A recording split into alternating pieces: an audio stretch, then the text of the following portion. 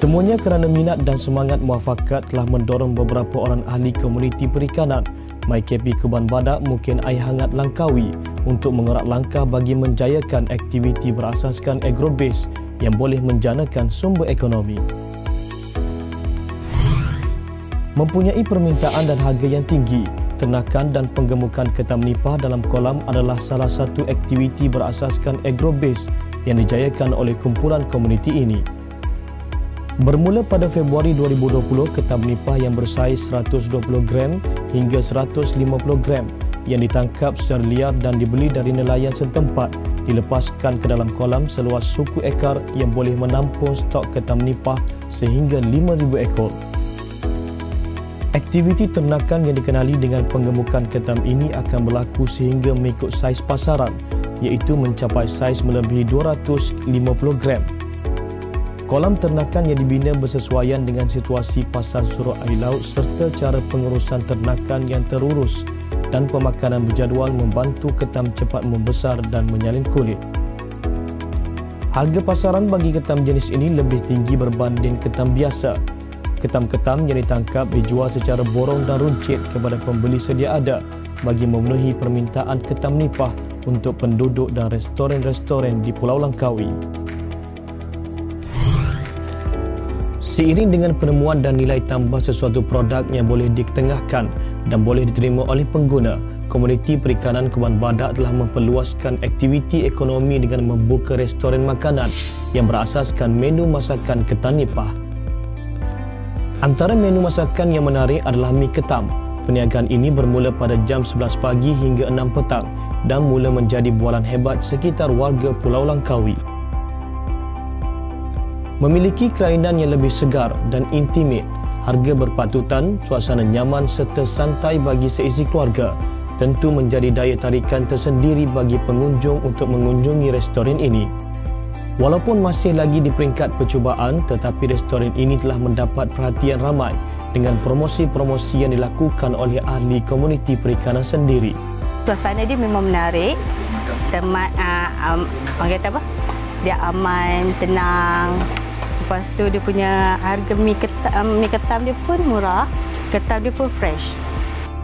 Pada waktu ini, pihak pengurusan restoran ini hanya dapat memenuhi permintaan pelanggan secara tempahan sahaja. Di sini ketamnya, kalau tuan-tuan tengok, memang besar, puas hati makan dan rasa dia pun sangat orang kata sedap. Ni first kita makan kat sini lah. Dan suasana kat sini memang orang kata macam suasana di desa, memang seronok lah kat sini dengan pemandangan dia. Kita tengok latar belakang pun dekat dengan kolam, jadi benda tu menaikkan kita punya selera lagi lah. Boleh cuba kat sini. Tidak dinafikan latuk merupakan makanan laut yang menjadi kegemaran orang ramai ketika ini. Peluang ini tidak dilepaskan oleh ahli komuniti perikanan MyKP Kuban Badak. Usaha ternakan latuk ini telah dilakukan oleh ahli komuniti perikanan Kuban Badak sejak September 2020 yang lalu. Menggunakan benih sea crab berasal dari Okinawa, Jepun dan Krabi, Thailand, pembiakan akuakultur latuk ini dilakukan dalam tangki yang berisi air laut. Walaupun pembiakan latuk ini masih di peringkat awal dan dalam percubaan, tetapi pihak komuniti perikanan MyKP Kuban Badak berjaya memperolehi cara pembiakan latuk dengan berkesan. Pembiakan latuk memerlukan tumpuan yang lebih teliti kepada suhu air dan kebersihan air laut.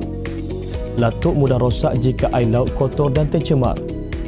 Penjagaan teliti perlu ditekan kepada penapisan air laut bagi penghasilan air laut yang lebih bersih dan penggunaan plastik hitam sebagai bumbung digunakan bagi mengawal suhu sekitar.